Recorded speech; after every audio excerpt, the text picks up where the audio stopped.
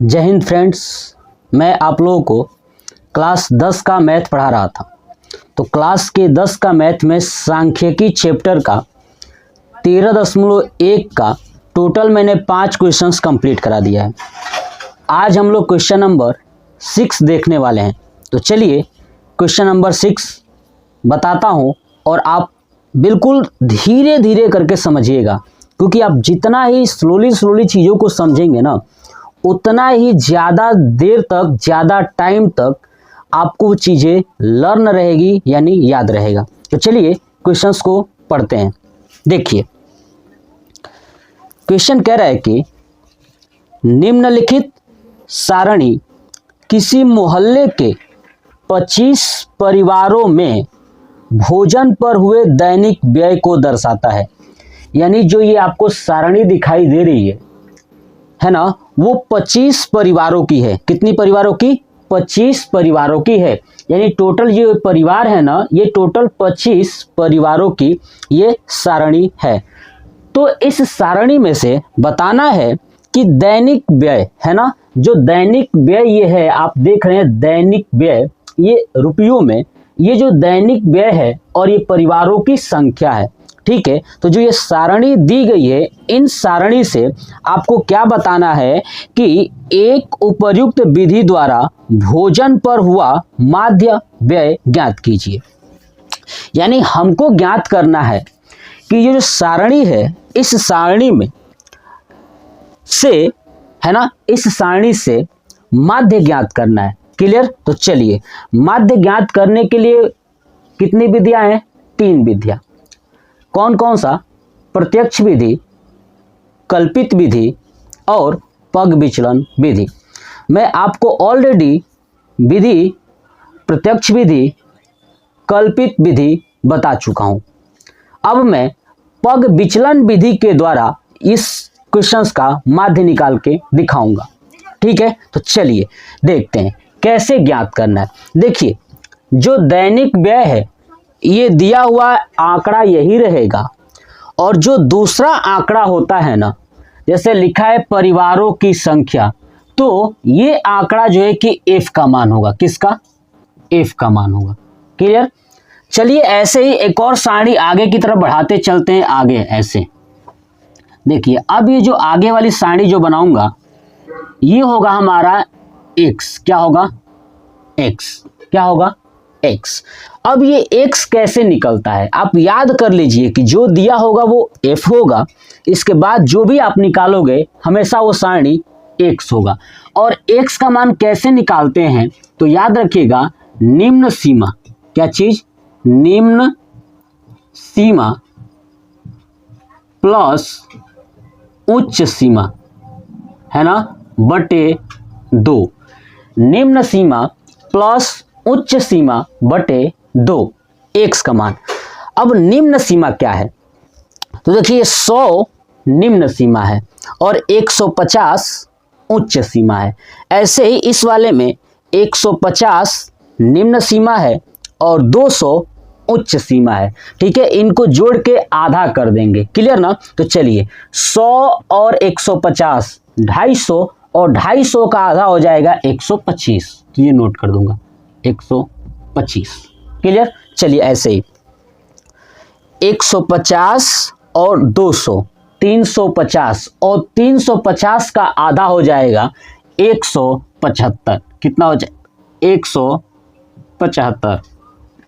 Clear? चलिए ये 200 और ये 250 जोड़ेंगे तो 450, और 450 का आधा हो जाएगा 225। क्लियर? चलिए अब देखिए, आप एक नोट करेंगे कि 125 में 50 जोड़ने पर 175 आया है, 175 में 50 जोड़ने पर 225 आया है, तो 225 में भी 50 जोड़ देंगे तो 275 आ जाएगा यहां पे। क्लियर? चलिए अब 225 में 50 जोड़ देंगे तो हो जाएगा 325। कितना आ जाएगा? 325। ये हमारा हो गया x का मान। चलिए अब x के बाद आगे क्या निकालना होगा, देखिए x के बाद आप निकालिएगा हमेशा d। क्या निकालिएगा? d। और d बराबर क्या होता है, x माइनस ए। x क्या है, तो जो ये वैल्यू निकाला हूं ये वाला है। अब समझते हैं कि a क्या है। देखिए a, आप हमेशा जो x की वैल्यू है ना, इसमें से जो सबसे बीच में होगा वही मानिएगा। तो देखिए ये बीच में हमको दिखाई दे रहा है, क्योंकि ऊपर दो नीचे दो और ये वाली बीच, तो इसको मान लूंगा a। ठीक है, तो x माइनस ए, यानी 125 में से 225 को माइनस करेंगे तो कितना आएगा, -100, है ना। 125 माइनस 225, 225 बड़ा है और 125 छोटा है, तो 125 जब आप लिखोगे और उसमें से -225 करोगे, ठीक है ना, तो माइनस वाला चिन्ह बड़ा है तो माइनस हो जाएगा और ये 100, है ना। आगे समझ में, तो ऐसे ही घटाना है।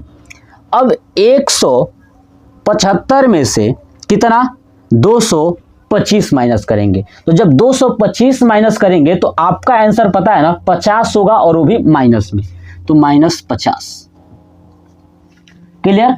और 225 में से 225 जब माइनस करेंगे तो आएगा 0। 275 में से 225 माइनस करेंगे तो आएगा आपका 50, और ये प्लस में आएगा। क्यों, क्योंकि ये वैल्यू बड़ी है। 325 में से 225 माइनस करेंगे तो आएगा आपका 100। कितना आएगा, 100। ये हो गया हमारा d।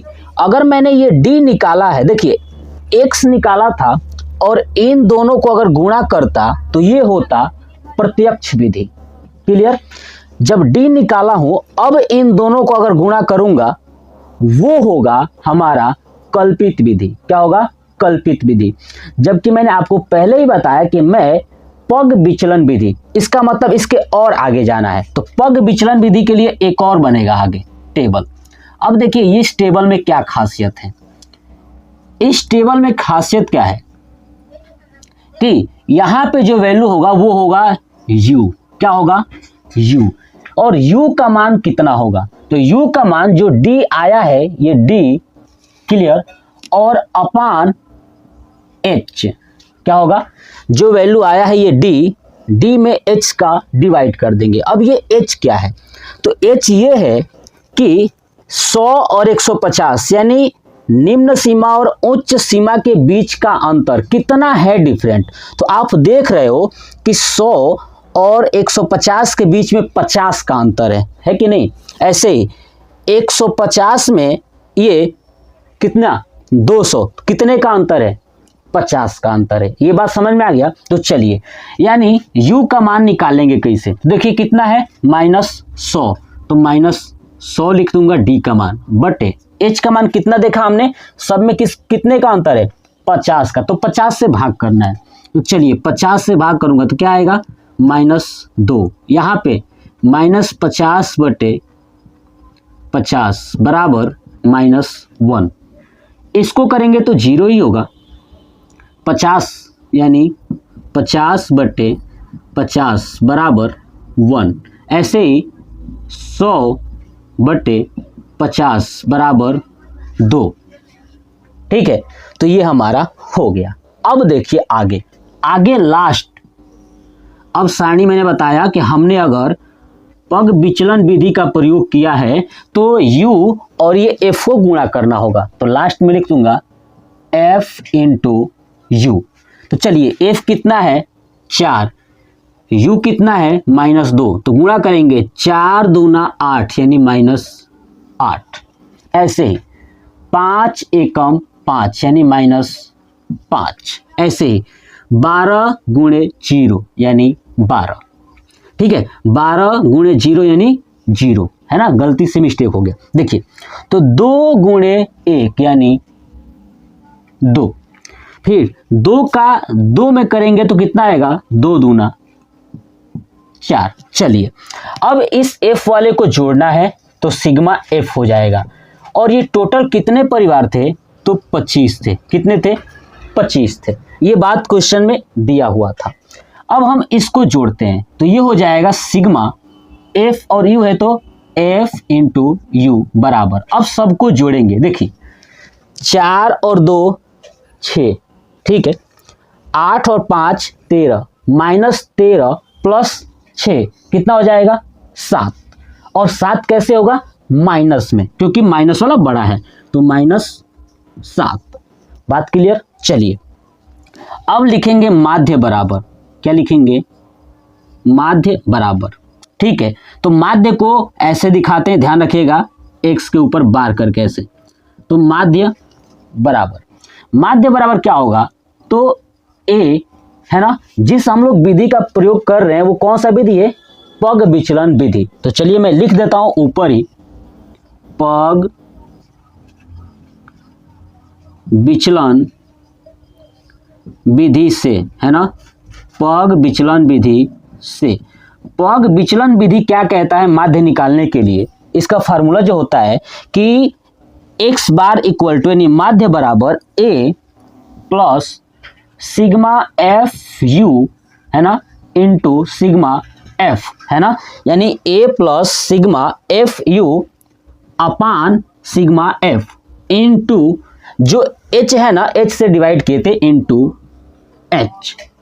ये है हमारा पग विचलन विधि। तो देखिए a का मान कितना है 225, लिख दूंगा यहाँ पे 225। चलिए प्लस सिग्मा एफ यू कितना है -7, रख दूंगा -7 बटे सिग्मा एफ कितना है तो 25, रख दिया 25 गुणे h कितना था इनके बीच का अंतर, तो 50, रख दूंगा 50। देखिए तो 25 दूना 50 और 7 दूना 14, आगे हो जाएगा 225, और देखिए -7 और 2, तो 7 दूना 14, और इस प्लस को माइनस में करेंगे तो -14। अब घटा देंगे तो 5 में से 4 गया 1, 2 में से 1 गया 1, और ये 211। यानी हमसे जो पूछा था कि माध्य बताइए, तो कितना माध्य आएगा 211। ये हो गया हमारा आंसर, क्या हो गया 211 आंसर हो गया कंप्लीट। तो आप इसका स्क्रीनशॉट ले लीजिए। क्वेश्चन नंबर 7 क्या है, कह रहा है कि वायु में सल्फर डाइऑक्साइड यानी SO2 की सांद्रता, देखिए ये SO2 की जो सांद्रता लिखा हूं ये वायु के अंतर्गत इनकी मात्रा है। तो यही कह रहा है कि वायु में सल्फर डाइऑक्साइड यानी SO2 की सांद्रता को ज्ञात करने के लिए, है ना, एक नगर के 30 मोहल्लों से, देखिए ये जो आप बारंबारता देख रहे हैं ये टोटल मोहल्ला है, और ये मोहल्ला टोटल 30 हैं। कितने हैं 30 हैं, ठीक है। तो 30 मोहल्लों से आंकड़े एकत्रित किए गए हैं, ठीक है, जिन्हें नीचे प्रस्तुत किया गया है, यानी आप ये आंकड़े देख सकते हैं। तो कह रहा है कि वायु में SO2 की सांद्रता का, ठीक है, माध्य ज्ञात कीजिए, है ना। वायु में जो SO2 है उसकी जो सांद्रता का, ठीक है ना, सांद्रता का माध्य ज्ञात करना है। तो चलिए सीखते हैं माध्य कैसे ज्ञात करना है। देखिए मैं आपको बताऊं कि जो ये आपको ये श्रृंखला दिख रही है, यानी सारणी दिख रहा है, ठीक है, इस सारणी में वायु के अंतर्गत SO2 की कितनी मात्रा है ये दिया हुआ है, और उसकी बारंबारता दिया हुआ है। क्लियर। तो मैं ऑलरेडी बताया था कि जो बारंबारता होती है उसे हम F से दर्शाते हैं। किससे? F से दर्शाते हैं। देखिए F का मान ये दिया हुआ है, ठीक है। हम इस टेबल को और इंक्रीज करते हैं, टेबल को बढ़ाते हैं। देखिए जब टेबल को बढ़ाएंगे तो एक और टेबल अगर मैं बनाऊंगा तो यहाँ पे मान निकलेगा x, किसका? x का। और x बराबर क्या होता है? आप जानते हैं कि x बराबर होता है उच्च सीमा प्लस निम्न सीमा बटे 2। तो देखिए ये है निम्न सीमा और ये है उच्च सीमा, इन दोनों को जोड़ के आधा करेंगे तो ये पहले वाला x आ जाएगा। ऐसे ही इन दोनों को जोड़ के आधा करेंगे तो दूसरे वाले का x आ जाएगा। क्लियर? तो चलिए देखते हैं। देखिए 0.00 और 0.04 को जब आप ऐड करोगे तो यही आएगा 0.04। इसका जब आधा करोगे तो आएगा 0.02। क्लियर। ऐसे ही इसको देखिए 0.04 और 0.08 को ऐड करेंगे तो आएगा 0.12। उसका आधा करेंगे तो 0.06 आएगा। तो मैं नोट कर देता हूं 0.06। अब मैं बार बार इनको जोड़ के आधा नहीं करने वाला, क्या करूंगा, मैं यहाँ पे देखूंगा कितना ये इंक्रीज हो रहा है। तो देखिए 0.02 से 0.06 में देख रहा हूं कि 0.04 बढ़ा हुआ है। तो ऐसे ही मैं इसमें बढ़ा के चलूंगा 0.04। तो चलिए बढ़ाते हैं। देखिए 0.02 में 0.04 ऐड करेंगे तो 0.06 आएगा। इसमें जब ऐड करेंगे 0.04 तो आएगा 0.10। इसमें जब आप ऐड करोगे 0.04 तो आएगा 0.14। अब इसमें जब ऐड करोगे 0.04 तो आएगा 0.18। जब इसमें ऐड करोगे 0.04 तो आएगा 0.22। ये हो गया हमारा x। क्लियर। अब जो ये हमारे x बना हुआ है, अब हमें क्या करना है कि x से आगे चलना है।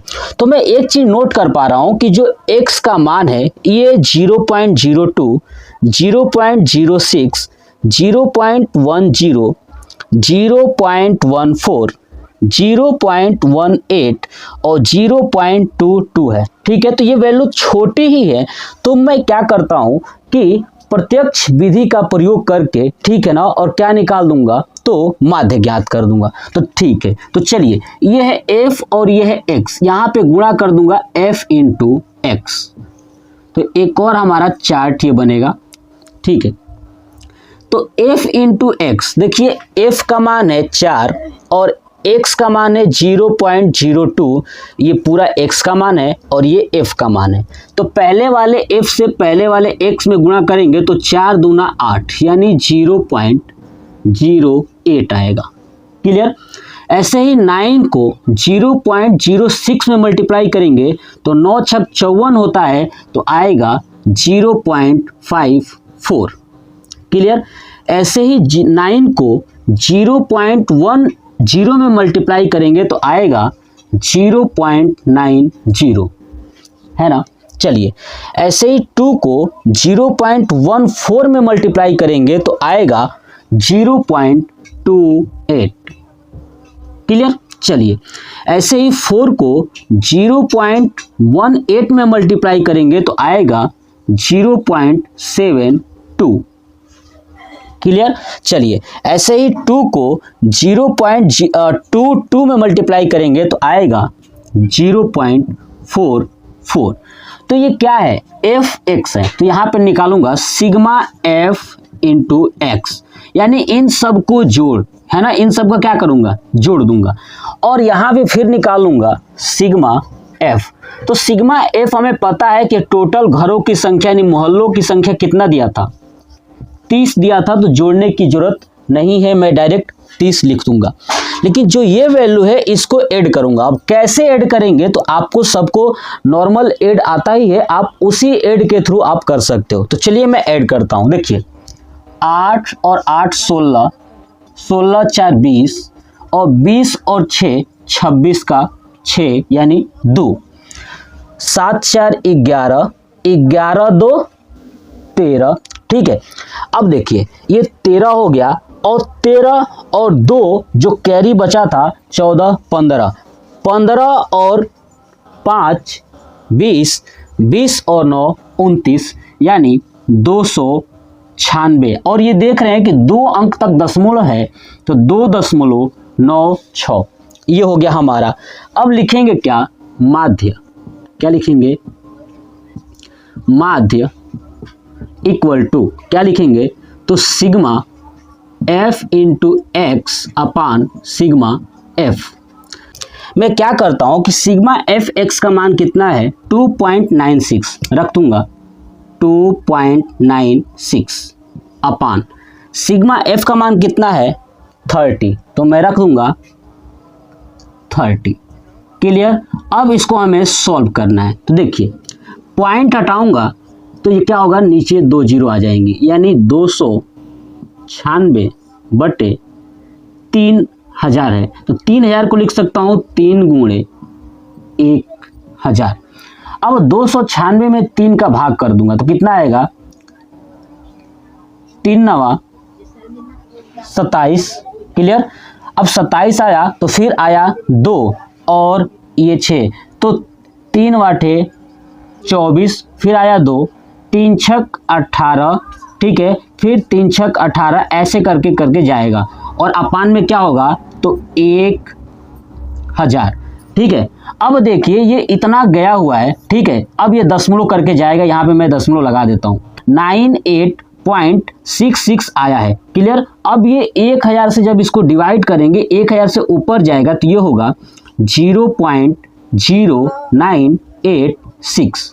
ठीक है, डॉट डॉट डॉट 6 जो है कि 5 से ज़्यादा है तो एक वैल्यू इधर लाके ऐड करेंगे तो क्या हो जाएगा 0.099 और ये हो जाएगा हमारा आंसर।